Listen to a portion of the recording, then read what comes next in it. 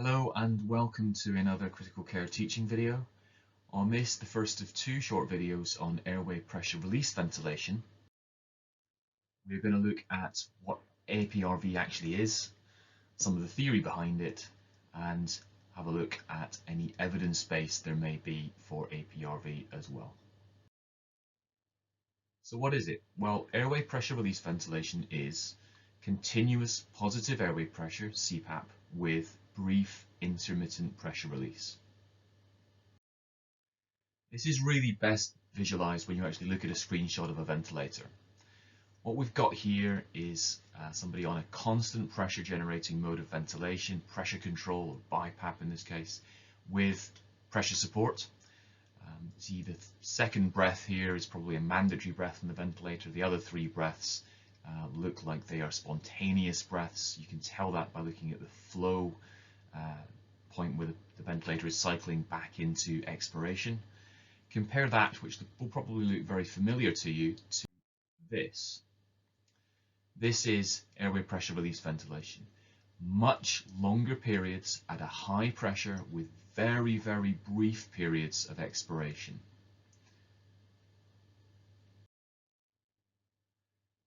We know that there are regional differences in ventilation of the lung, and that's in health, but is also increased by certain lung injuries, in particular whatever we see in intensive care on a day-to-day basis.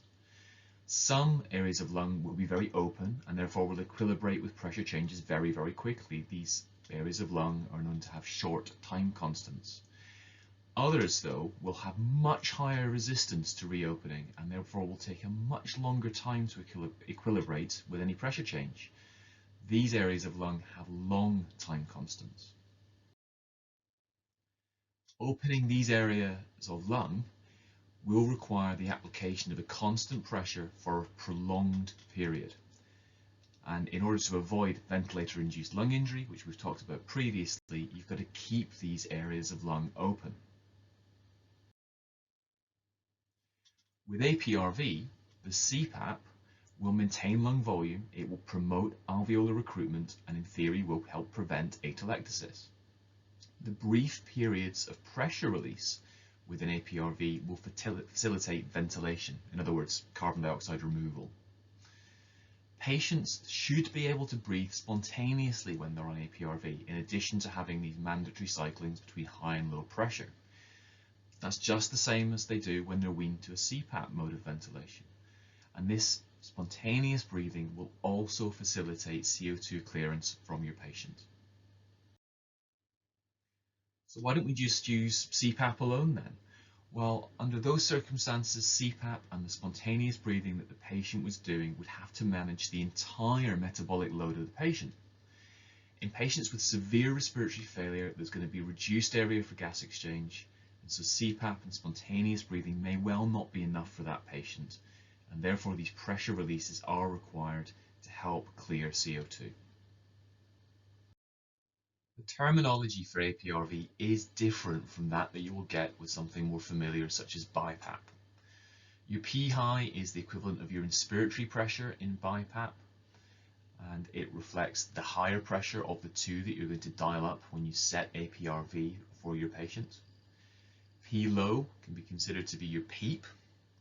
T high is simply the time spent at P high in seconds, and T low, or sometimes called T PEEP, depending on which ventilator you're using, is the time spent at P low, or the time spent at PEEP.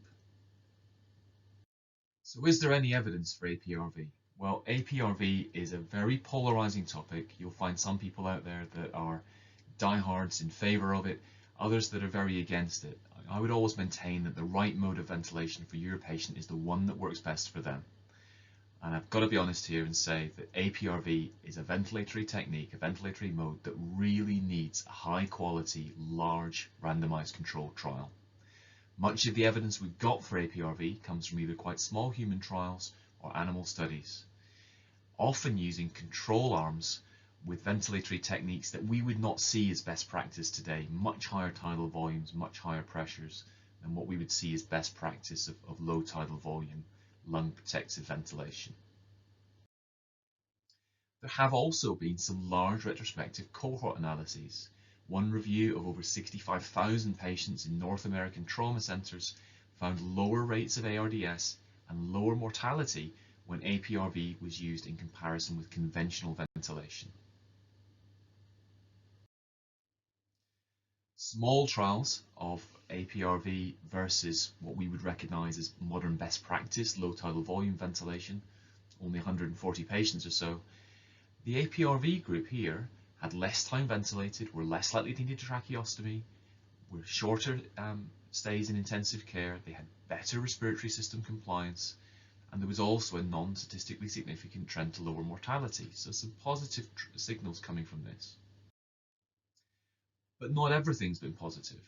There was a recent prospective randomized controlled trial looking at APRV versus current best practice low tidal volume ventilation in critically ill children, and it was stopped early due to higher mortality in the APRV group.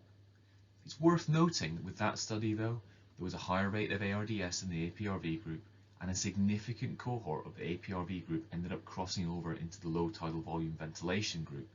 So I think we've got to interpret these results with some caution. So in this short video then, we've looked at some of the theory behind APRV, including some of the terminology, and we've looked at some of the evidence base for APRV. If you want to know more about setting APRV up for your patient, titrating to blood gases and troubleshooting, then click through to our second video on APRV. If you have any questions or comments about this video, please leave them below, and I hope to see you on the next one.